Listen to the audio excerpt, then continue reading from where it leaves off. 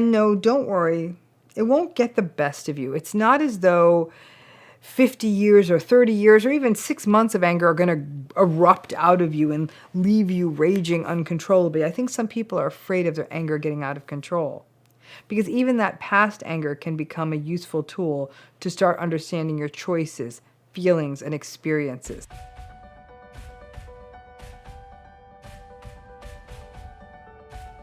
Today we're going to talk about a very interesting issue that comes up in a lot of people experiencing or who have experienced narcissistic abuse, and that's the fear of being alone. You'd think you'd want to be alone after being with a narcissist, but let's break that one down. And before we go further, please join this channel, subscribe. We'd love for you to be a part of this community. And any of you have a thought about this, drop it in the comments. Despite having been through a narcissistic relationship, do any of you harbor that fear of being alone, and did that keep you stuck in your narcissistic relationship? So let's talk about the fear of being alone. Fear is one of those things that explains a lot about narcissistic relationships. The fear of being alone, interestingly, is a key part of what a survivor of narcissistic abuse goes through. Being in a relationship with a narcissist is such a mind-twisting experience that you stop trusting yourself. In addition, relationships with narcissists can be so controlling that you can slowly lose confidence in your own abilities.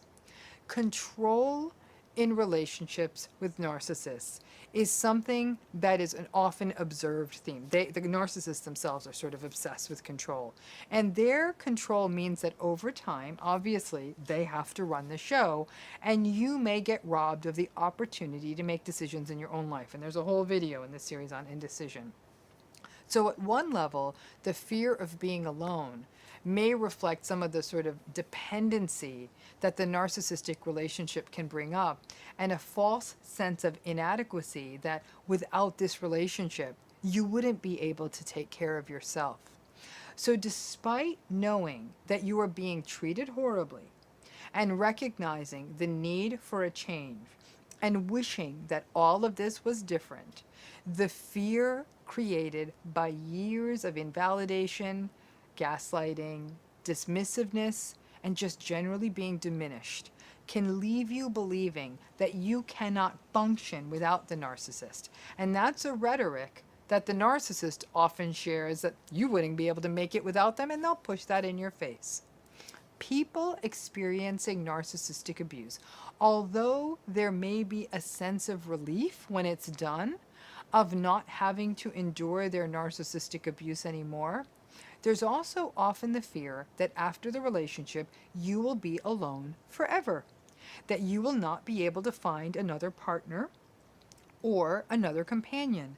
And this fear can get magnified in people who believe that as they get older, that they will be less attractive as a partner, less desirable, etc. And that fear can leave some people just staying in their narcissistic relationship, or if they end up leaving, or their narcissistic partner should leave them, they may feel a sense of panic, anxiety, and euphoric recall. I should have never left that relationship. It really wasn't that bad. That kind of thing. If you are from a narcissistic family, the fear of being alone may be pronounced in scapegoats who always felt they were teetering on the edge of being cast out, but also a byproduct of the conditional love that is the narcissistic family. When it is conditional, it stands to reason that if you don't play by the narcissistic family rule book or playbook, they might let you go. They may not literally put you out on the street, but they may withdraw, withhold, and definitely psychologically abandon you. There can be a precarious sense that always floats around when you are in a narcissistic family system. A sense that your narcissistic parents could cast you out at any time.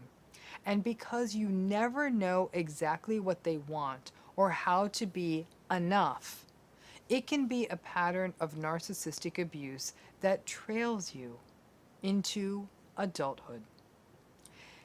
This fear of being alone can be something that predates the narcissistic relationship. But in most cases, this fear is exacerbated by the narcissistic relationship, or this fear comes up through you being in a narcissistic relationship. Many people have said to me that they were independent and strong, happy people, and then they got into this relationship, and years of manipulation, control, gaslighting, all of it turned them from a cheerful, self-reliant, independent person into a person who slowly felt more and more dependent on a partner who was unempathic and dismissive. The toxic combination of control, gaslighting, and devaluation can take you into a space in which you start to wonder if you can actually take care of yourself. Because in a narcissistic relationship, they are so good at fooling your friends and families. Not in all cases, but in not a small majority. The idea of leaving a relationship from a narcissist and striking out on your own can also feel potentially isolating and ramp up that fear of being alone, because everyone wonders why you are leaving and don't quite understand it when you tell them it's because of narcissistic abuse or gaslighting. So what do you do if you have this fear of being alone, secondary to narcissistic abuse? First, practice being alone. And that may be difficult because of your living arrangement or your partner's sense of control, and obviously because of the nature of the world these days. But if there's any chance for you to just be alone and see how it feels, then give it a try. But some of this can also sort of be done inside your head. Play it out in your head.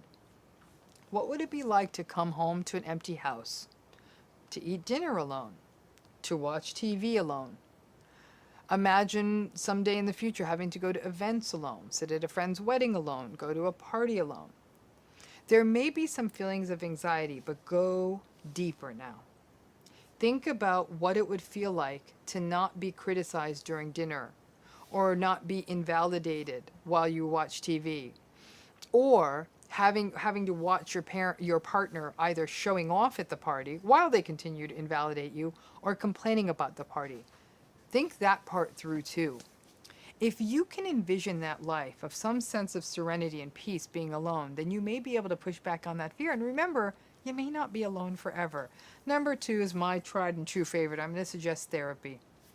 Chip away at the core in therapy of what is fueling your fear of being alone. Years of being in a relationship in which someone is telling you that you are incompetent and who has invalidated and gaslighted you have left you so confused that you start to believe they're true. They're not, but you start to believe what they're doing and saying is true. If your choice is a manipulative relationship or being alone, I'm going to tell you right now, that's a no-brainer. From a mental health perspective, alone is always going to win. Number 3, I want you to consider support groups, online or otherwise, and someday maybe in person, but to bolster support and spend time with other like-minded people. Number 4, I want you to start doing something you enjoy, and ideally it's something that gives you and fills you with meaning and purpose. And this can include hobbies, volunteering, maybe trying to take on some new, maybe even more advanced responsibilities at a job, going to school or going back to school. The greater the sense of efficacy, which is a word, this feeling of, I feel like I can do this, I can accomplish this, that gives you a little more strength to push back on this fear of being alone. In essence, it gives you a resilience. Fear of being alone is something that may have plagued you before, long before this narcissistic relationship. In fact, your fear of being alone may be why you got into the relationship, despite all the red flags, and why you stayed in it, despite all of the red flags. But it may also be a byproduct of the narcissistic abuse in the relationship. You may have gone from independent to reliant and dependent. simply within the context of this narcissistic relationship. And don't view the end of your narcissistic relationship, or maybe even distancing yourself from your family, as a sentence to always being alone. There's many people out there who believe my friends are more family to me than my family is. There are people out there who say, oh my goodness, I don't think I'm ever going to meet anyone again. I'll never be able to trust again. And lo and behold, they meet that person who compliments them. And they recognize that there's a huge difference between being in a narcissistic relationship and in a loving relationship. But as I said, there's almost a lot of single shaming in our culture. Oh, you're alone. What's wrong with you? There ain't nothing wrong with you. You're good. You are not withering in a narcissistic relationship. That already puts you ahead of the curve for overall. But the fact is that for a lot of people, being alone feels like a failure. It feels like an abandonment. It triggers a lot of old fears. And all of this fear of being alone, very, very much gets magnified within the context of narcissistic abuse. So here's this little narrow topic related to narcissism I'm going to talk about. I bet more than a few of you have encountered this. You're in a narcissistic relationship, and you know it's not going well, and you can even sense the discard is happening, and you're really uncomfortable, but you don't want to let the relationship go because you're afraid of being replaced. So let's talk about that. Let's talk about that fear of being replaced by someone new and how it keeps you stuck in a narcissistic relationship. This is a refrain I hear over and over and over again from people who are in narcissistic relationships. They'll say things like, I know this relationship is unhealthy. I know I need to get the hell out of this relationship. I know this relationship is not going to change, but... And then they start on the whole litany of buts. Some of their buts are, I can't afford to leave. Some of the buts are, I don't want to be alone for the rest of my life. But many, many times, the but, as it were, especially when it comes to intimate or close romantic relationships, the but is circling around this fantasy, the fantasy and the fear that the narcissist is going to replace you with somebody new and do it quickly. Or maybe they've already found there's somebody new. And that plays on this terrible fear of being replaced. Now, so many times, when people are cheated on by narcissists, they'll wonder, what does this new person have that I don't? So they go right there. If they're cheating on them, they must have something I don't. So then they'll go on the deep dive, right? They'll go look at the social media pictures of the new person, or they'll become a sort of private investigator for the day, and they'll find out that that so-called replacement may not even be particularly attractive, or may not be doing much with their lives, or isn't a particularly interesting person. Like, they ain't all that. It's not like you're being replaced by sort of a person from a cover of a magazine. They may not be successful. Now, obviously, if you were replaced, you may not know this new person, but at the face of it, it may seem like that new person isn't all that. They don't seem that much better. So for so many people who feel like the narcissist has moved on, they ruminate over this question of why am I being replaced? Now, there is something this new person has, though, that you don't have and you'll never have. You know what it is? Brand new narcissistic supply, shiny new validation. You might already be a little bit burned out on them, and narcissists always need novelty. This new person is a person who isn't on to them, a person they can future fake and manipulate and still get away with it because a new person hasn't figured it out. In a logical world, if the narcissist, for example, started to cheat on someone or lie to someone or just was behaving badly in a relationship, there might be a sigh of relief. Ah, this is great. He's breaking up with me. Now he's someone else's problem. But that's not how it goes. Something very primitive can get triggered in survivors of narcissistic abuse. And despite knowing that your narcissist going on to someone new is basically passing a problem on to someone else, and it's probably, almost I can say definitely, the best thing that could happen to you, those deep wounds you have around feeling replaced around feeling that you were not the one who was chosen, those get activated.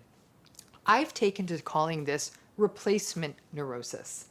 And it's really, really problematic because people who have this strong feeling of replacement anxiety or replacement neurosis can make them much more vulnerable to getting hoovered.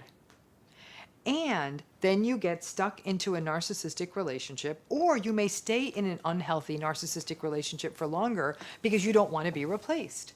Now, once the narcissist realizes that a partner's fear of being replaced, so the narcissist starts to realize, like, as long as I bring that up, I've got complete control over this person. It really sets up a dangerous precedent that anytime the narcissist feels that their partner is starting to assert themselves, then that narcissist may pull out that subtle threat about the new friend they need to go see, or someone new that they're working with, or putting out those shady likes and comments on social media. And they know when they do that, you just sort of hop to it because you're afraid of being replaced. Listen, you can't control the narcissist, but you can start to get to the core of these replacement fears that you have. These replacement anxieties, these replacement neuroses have roots deep in your childhood. They almost always do. And therapy is often required to really do that deep dive of tying this back to issues that come out of your family of origin. And these may relate to things like triangulation, inconsistency in your parents, unavailability of the parents, sibling issues, siblings being compared to each other, or being from a family of origin where love and regard was so conditional and in which you really believed you could be booted out or no longer loved if you didn't perform the way your parents wanted or provide the validation the parent wanted. This replacement fear can also emanate from being from a family in which one of your parents was unfaithful and left the family to go make a new life with this new person. It can also play on you having earlier family of origin wounds, and then you come into adulthood and you have experiences with infidelity in other relationships. Being replaced is a primal fear. Heck, it can even be that your parents bring home your baby sister or brother and give all their attention to them. Now, please keep in mind that what I'm talking about with replacement is very different from something I've talked about in the past called rejection sensitivity. Remember, I talked about that idea of how hyperreactive people with certain personality patterns, particularly like narcissistic personality patterns or other personality disorders, that when they perceive any form of rejection, they react really, really ragefully and angrily. This is what I'm talking about here is not that. This kind of anxiety, this replacement anxiety, circles very specifically around concerns that someone new is going to come along and replace you in the narcissist's life. And interestingly, although the person, let's say you're glad to lose your narcissist, you're okay with the relationship going away because you know it's not a healthy relationship. It's not about the relationship going away. The bigger issue is someone new coming along and replacing you in your role in that relationship. It's different than rejection sensitivity because this isn't about rejection itself. It's about being replaced. Now, this phenomenon around rejection anxiety, this phenomenon around replacement anxiety or replacement fear is really important to understand because there's a really big risk that the fear of being replaced is so profound that it keeps people in narcissistic relationships much longer than is good for them.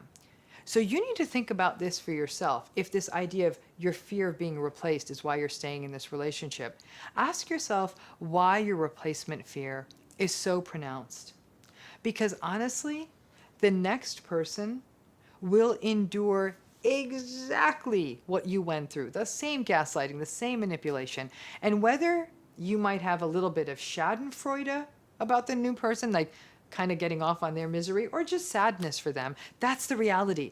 This new person who replaces you is not going to have a nice experience. The more you understand what keeps you stuck in a narcissistic relationship, the better off you're going to be in terms of making decisions. And understanding this dynamic of your fears of being replaced is a really big one. Some people stay in their narcissistic relationship. They know that pretty much as soon as they leave, the narcissist is going to find someone new. But interestingly, they know that the narcissist can't go all engines forward into a new relationship because they still have yours. And they may not want to go through, for example, the headache of a divorce. Some people in those cases will stay in a narcissistic relationship to sort of block the narcissist from going into a new relationship. So there is a sort of kind of a guilty pleasure of I'm blocking them from a new life. But you really got to ask yourself, am I cutting off my nose to spite my face because I'm staying in this really unhealthy relationship just because I don't want to deal with my own personal anxieties of being replaced? Nobody can replace you because you're you. But if somebody else wants your really uncomfortable seat at the table with the narcissist, honestly, I'd give it to them and move on into your own bright future. So what we're going to take on today, this sort of really difficult topic, is this idea of staying in a narcissistic relationship because you're afraid about how you will feel when the narcissist dies. So you're already thinking about that time down the road, and you feel stuck in the relationship because of that. When it comes to parental or familial narcissism, one manipulation that arises pretty regularly is that the narcissistic or difficult family member themselves or other family members, whether it's their flying monkeys or enablers or just people who don't get it, will say things to you like, well, you're going to regret cutting everybody out of the family or not talking to us because someday he, she, they, I will die and you'll regret it after we're dead. Yeah, ouch. Yeah, like what do you say to that? Because they're right, they will be dead. Someone's going to die, right? It's the ultimate gambit in narcissistic abuse. Because it's an all or nothing, right? Somebody dies, there's no redo. They're gone. It plays on every fear people in narcissistic relationships have, and it manipulates the core issue of guilt. And the fact is, most people fall for it. Many people out there who've experienced narcissistic abuse in families have really tried to do the hard work. They've set the boundaries. They've tried the gray rock. Some have even gone full on no contact. They have missed weddings, holidays, birthday parties, baby showers, and all kinds of other family gatherings. They may feel much, much better not hearing the usual toxic nonsense, the triangulation, the gaslighting, the manipulation, and the scapegoating. But narcissistic family systems are not going to let you go quietly. If you really think you're going to waltz off into the no contact, happy land, it's not going to happen. They are going to pull you will regret stepping away from this after whoever in the family system they're going to threaten you with is going to die, and you're going to fall for it. So let's break it down. If the narcissist or the person who's your biggest problem in your family system is older than you, for example, a parent or a grandparent, odds are that they are going to die before you. So let's take a minute to talk about regret and what it means. Because if you fall for their manipulations, it means that you are in essence signing up to listen to their usual manipulations and cruelty so you don't feel regret when they die. And in essence, and forgive me because what I'm about to say is harsh, but in essence, it's like saying that, well, if I get abused enough in this lifetime, then I will be okay when they finally pass on. That's not good for you. Because it's not like the abuse just goes away. It really gets under your psychological fingernails. Now, all of this is an intensely personal decision. And like I said, we can break it down here so you can at least weigh out possibilities in terms of what might be better decisions for you when they play the death card. First, the narcissism in your family system is not going to change, no matter what, okay? The narcissistic person isn't going to become more sweet when they get older. They often get more mean. They are not going to see the light and apologize. They are not finally going to have empathy and say, oh, I was wrong all the time. You're such a great kid. Narcissistic family systems tend to be about control and about keeping everyone in their place, and the narcissist controlling everyone in their place. So you have to have realistic expectations that if you get hoovered back into the system, that's how it's going to be if you decide to spend time with them. Eyes wide open, gang. Realistic expectations. Secondly, you need to break down what regret means to you. Remember, you spending time with them is not going to yield some sort of miracle. And if you try to share what you hope for or think about them after all these years, they're going to word salad you, gaslight you, and blame you. None of that's going to feel good. Is this family relationship then just time served? You just show up, and what if you serve the time and they die? So what then? You get to walk around telling the world that I was there till the bitter end? Most people aren't going to care. And that's a lot of wasted time being abused. So that takes us back to the realistic expectations part. If you know ahead of time, if you say, listen, I know I'm more afraid, I don't want to regret them. I regret this after they die. If you know it's going to be awful, at least you're prepared for it. It might take a little bit of the sting out of it. Third, it is not healthy for you to be in a narcissistic relationship. It's just not. It's toxic. And I honestly don't care how good you are at Grey Rock, how good you are at boundaries, or at meditation, or at mindfulness. I don't care. If a person is manipulating you, blaming you, gaslighting you, mocking you, invalidating you, dehumanizing you, and insulting you, I don't care how many mantras you say, it doesn't feel good. It's like saying, if I can just endure this carbon monoxide just a little bit longer, then I won't have any regret. Nah, if you endure the carbon monoxide just a little bit longer, it will kill you. And in a psychological way, these relationships are very similarly taking a toll on you.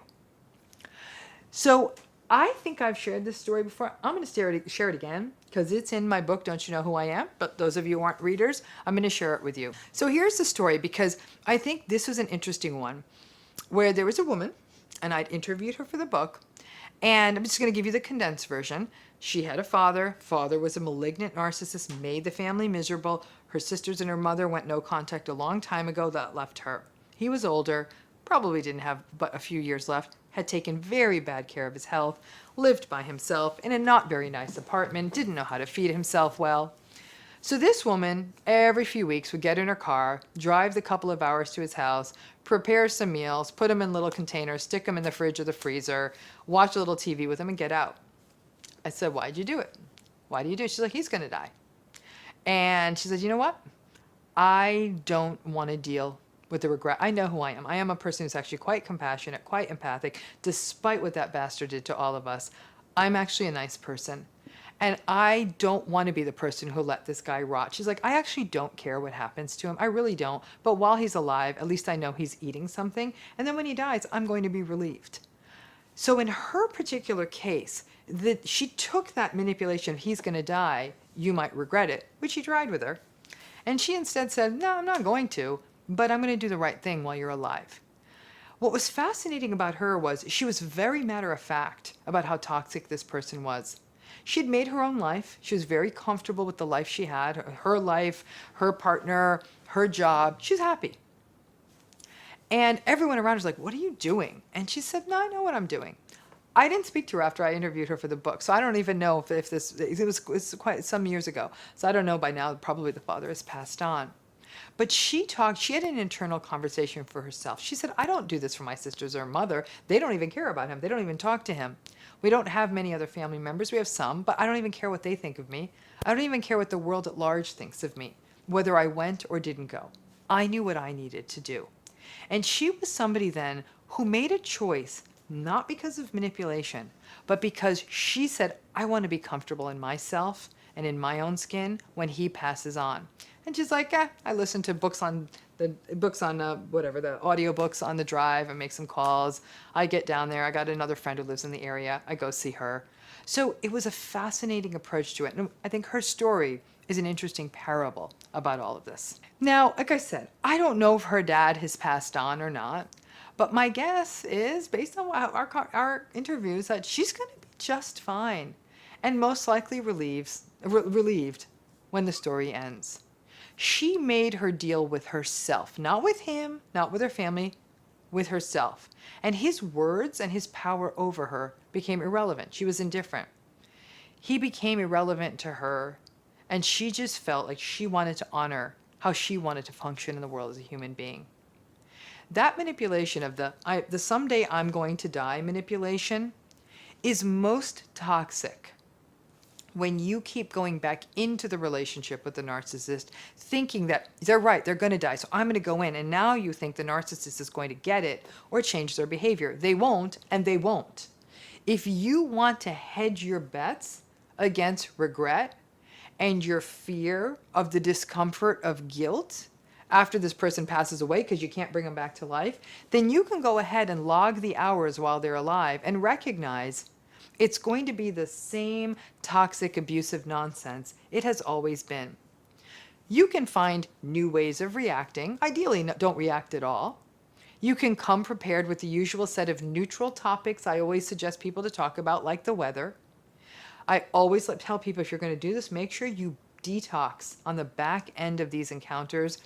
Spend time with healthier friends, do activities you enjoy, take a nap, take a bath, get some exercise, watch a TV show you like, and then maybe have a little bit of self-satisfaction that, try as they might, they can't fully hold it against you that you didn't spend the time, though they'll tell you it wasn't good time and you're not even that interesting and blah, blah, blah. I'm not convinced it's going to feel any better if you did start spending the time with them, but because you're going to get the scars of being exposed to their narcissistic stuff. And you'll also have the regret that I just spent years and years going to Christmas with these people and I got nothing. Because that's what the regret is about, right? Not about what you didn't do, but that your life with these narcissists wasn't what you had hoped. It's a very different kind of regret, right? Spending time with them is not going to change that. Many people get hoovered back into toxic families by the manipulation of the potential regret and guilt that somebody's going to die. It's all predicated, though, that manipulation is predicated on the idea that you can make things right.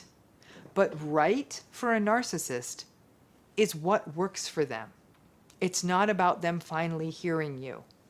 So if you decide to get hoovered in on the basis of this fear of someone dying, or you keep biding your time with them for that reason because you don't want to feel guilty, recognize that it is a choice of sorts that you are making.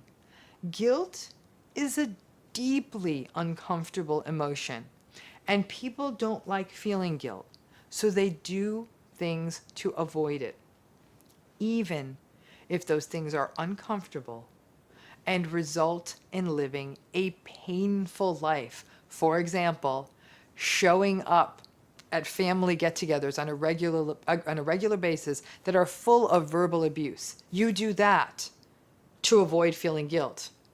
In that case, you are choosing between feeling guilty or avoiding abuse. Those are not comfortable choices. And no, there is no scenario where you can have both.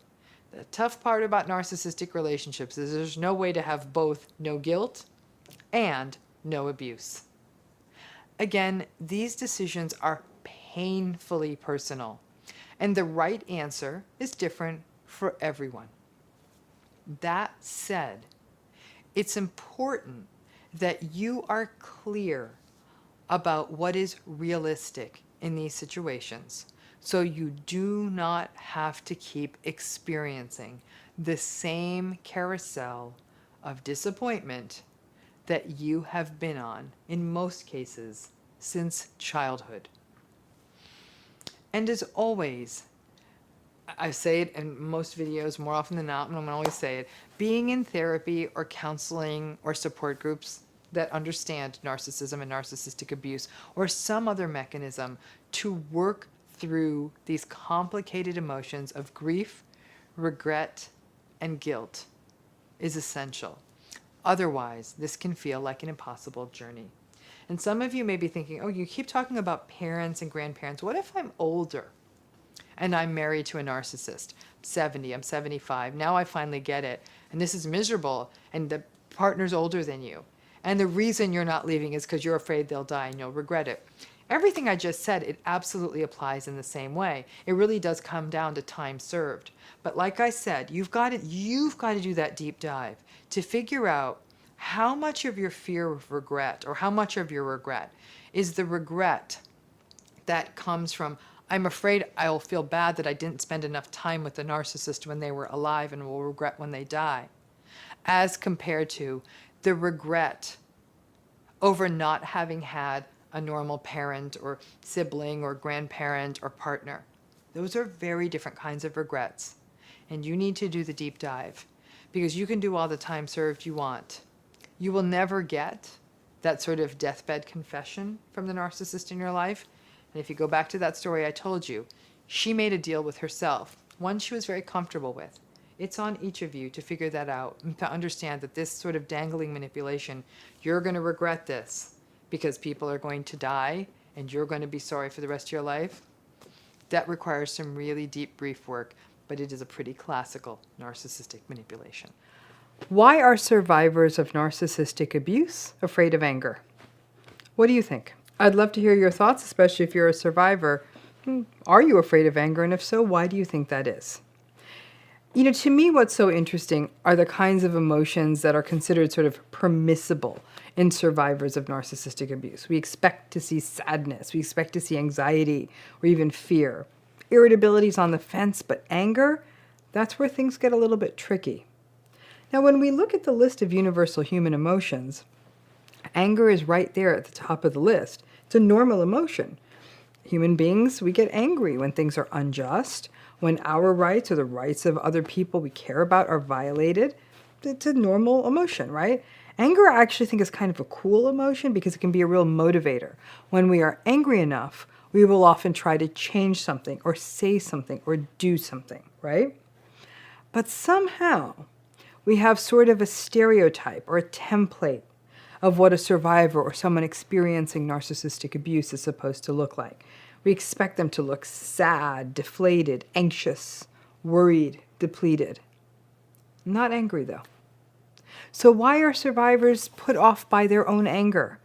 Because let's face it, and I say this as a survivor, lots of us are really angry. Well, first, it's likely because anger is so often conflated with rage. And rage and anger are different things. Rage is the dysregulated step-sibling of anger. Rage is out of control, it tends to be disproportionate, and may even unsettle other people. And rage is often what is observed in narcissistic people. They don't just get angry, they go nuclear. It's very reactive. There's a difference.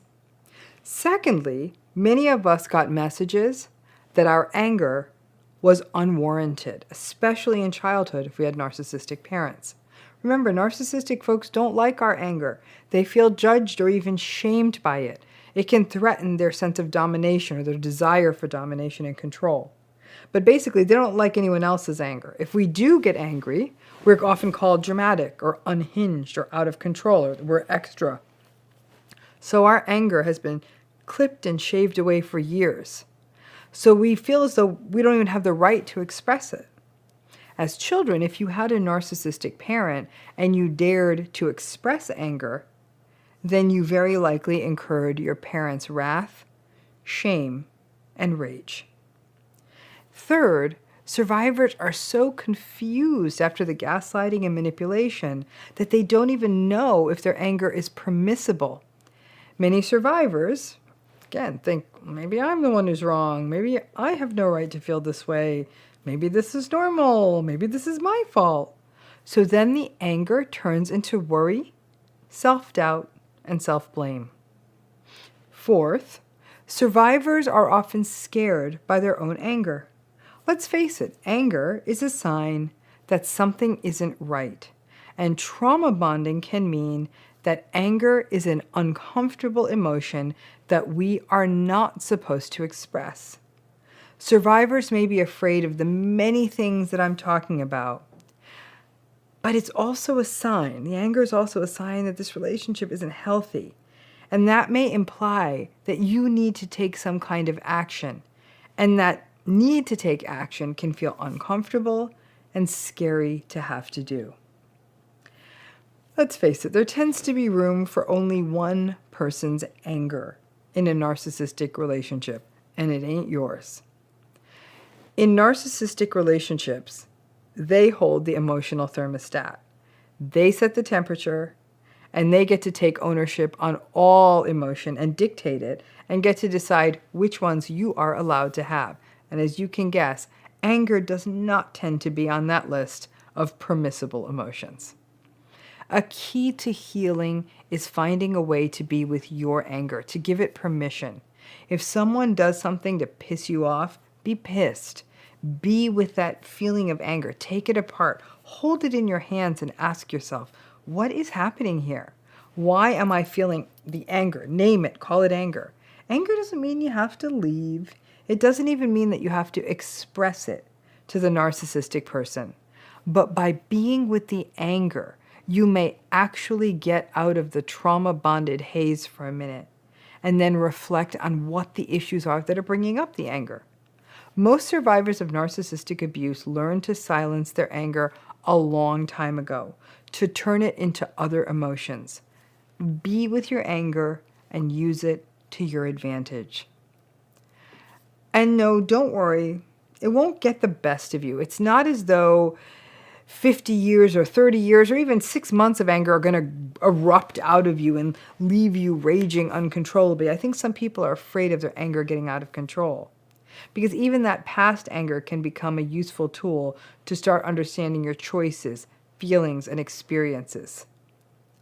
All of these emotions, sadness, joy, anger, fear, anxiety, surprise, they're temporary, like all emotions, right? They come and go. The problem is that some of them scare us because of our histories, and we try to bottle them up. And narcissistic people don't want us to have our own emotional world anyhow. Let your anger flow. Let it be a real teacher. Again, you don't need to pronounce it from the rooftops. And honestly, sharing anger with a narcissistic person is going to get you nowhere really, really fast. But be aware of it. Pay attention to it. This is where that work of turning inward and saying, yep, I'm feeling angry. This is my emotion. My emotions are always warranted because they're your emotion. Give yourself this time and space to do that. And then take that as the lesson you need to decide, what do I want to do in this relationship? But I understand anger is a very complex history with so many of us. That anger was such a forbidden state for us to be in since we were small children, that to have it now doesn't make sense. And we also know that sometimes anger can be scary because, whether for reasons of gender or culture or anything, we're taught that it's an unacceptable emotion. All emotions are acceptable. Listen to that anger because, like I said, it can be a real teacher. So this comes up quite a bit. People send in this question. I've seen this comment. People have brought it up when they've talked to me, which is people saying, you know what I'm getting afraid of? I'm afraid that I'm losing all of my empathy after I've been through a relationship with a narcissist, or I've been hurt by a narcissist or more than one narcissist. It's a very interesting question, and I'm hoping to bring some clarity to it today.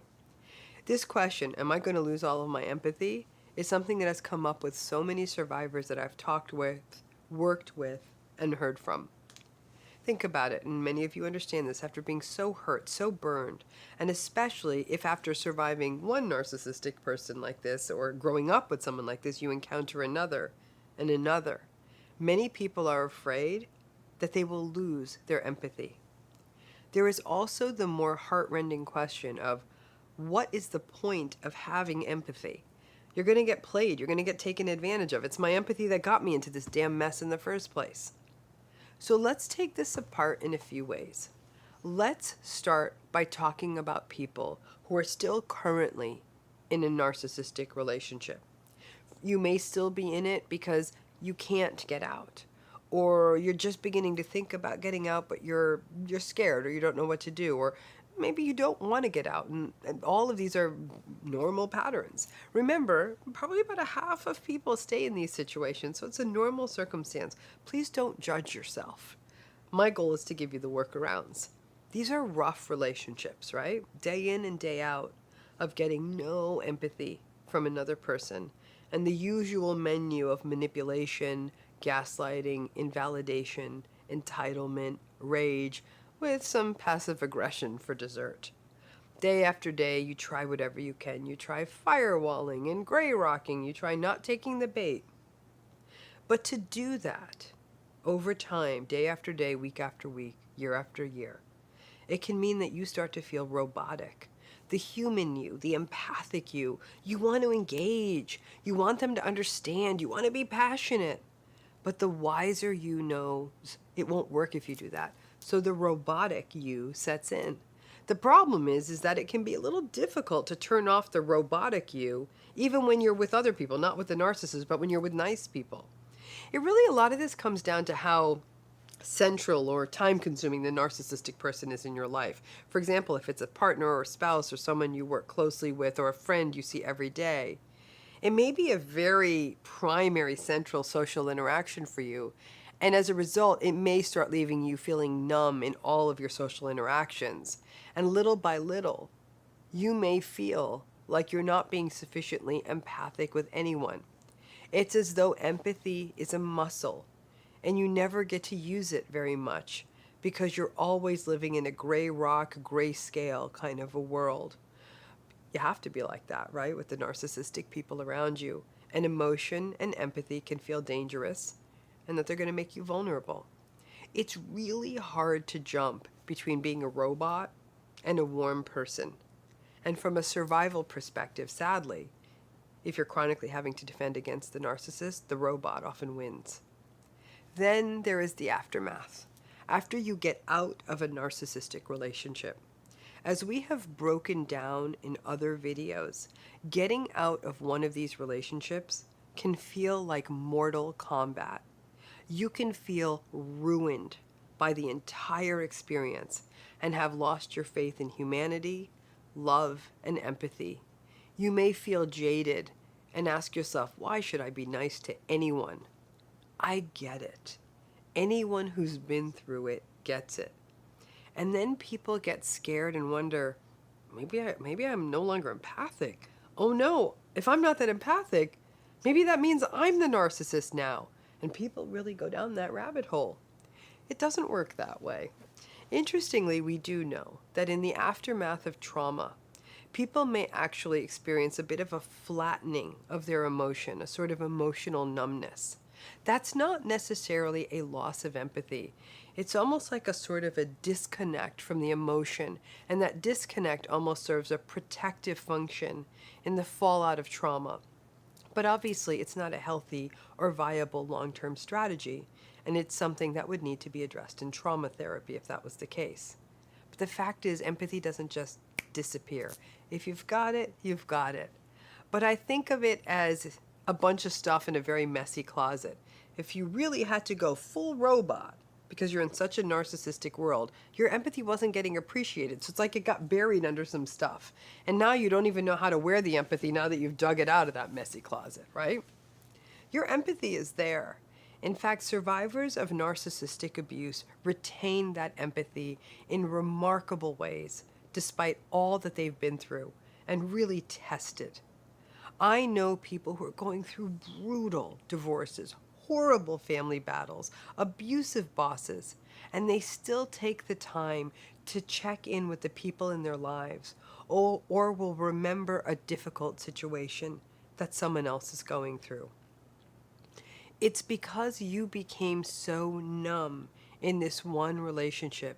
It's easy to start to believe that your empathy has all gone away, because you aren't getting to use it in a key or an impactful relationship in your life. But I promise you it's there. As someone who works every day with survivors who are going through horrific situations, I am so struck on the daily, really, that even in the midst of their pain, they will, in the kindest ways, always ask about me and if I'm doing okay. It's stunning, and it always reminds me that their resilience is what's going to carry them through this. Their empathy, despite all they're coming up against with narcissistic abuse, is a flame that cannot be extinguished, and frankly, it's a privilege to be able to witness it.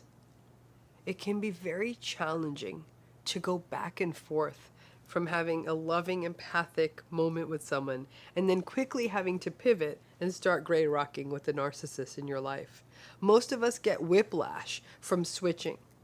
So some people find that if they are in a particularly difficult narcissistic relationship, that they will have difficulty being emotionally and empathically available across the board.